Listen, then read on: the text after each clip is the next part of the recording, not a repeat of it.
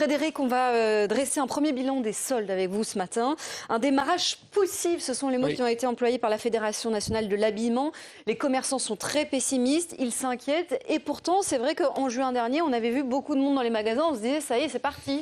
Oui, voilà, il y a eu quand même 5 mois de fermeture sur l'année. Et là, les commerçants n'ont pas retrouvé leur niveau d'activité de 2019. On se compare plutôt à 2019 qu'à 2020, vous comprenez pourquoi. Ouais. Et donc là, c'est la Fédération nationale de l'habillement. C'est quand même 40 000 points de vente, c'est près de 80 000 emplois, 13 milliards d'euros de chiffre d'affaires. Donc ça compte quand même beaucoup dans ces commerces indépendants. Et vous l'avez dit, réouverture au 19 mai, fièvre acheteuse. Tout le monde s'est précipité en magasin. Mais voilà, ça s'est un peu ralenti au cours des semaines. Et pire, la semaine du 30 juin qui était marquée le début des soldes, c'était carrément un stop. Vraiment, il y a eu un fort bond dans tout ça. Et il le disait encore sur BFM Business hier soir. Sur les 15 premiers jours de soldes, la progression n'a été que de 4,5% par rapport à 2020, qui n'était déjà pas terrible. Donc voilà, ils sont assez inquiets. Et cette perte au premier semestre, cette perte de chiffre d'affaires ne sera pas compensée sur l'ensemble de l'année. Et pour une autre fédération, alors là, c'est les commerces d'habillement et de chaussures de centre-ville. Les soldes, alors là, ça a carrément mal commencé. Moins 12% sur les ventes. Et puis pire, la fréquentation des magasins, c'est moins 28%. Donc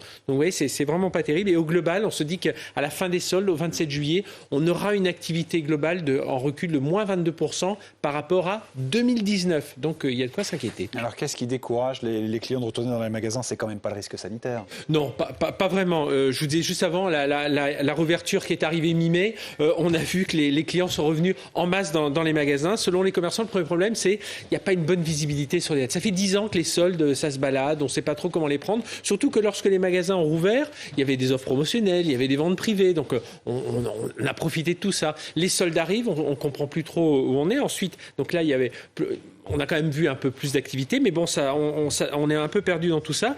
Et puis là, le 15 juillet, c'est la deuxième démarque qui arrive, et là, les gens sont encore perdus, quoi. Enfin voilà, il y a vraiment ce problème de date.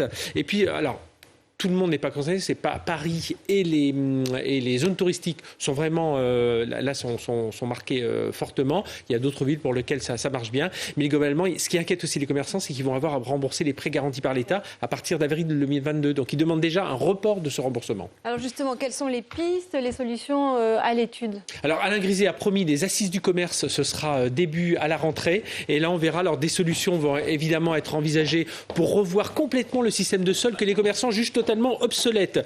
E-commerce, commerce physique, ça ne doit plus faire qu'un, on ne doit plus les opposer. Donc des choses à faire autour de la modernisation des commerces, sur le click and collect, sur la digitalisation. Et puis les réflexions doivent aussi être portées sur la fiscalité, l'aménagement du territoire, la logistique aussi. Donc tout ça, donc ce coup de semonce un peu sur les soldes, qu'est-ce que ça va permettre de faire? De repenser un peu le rôle et la place du commerce en France.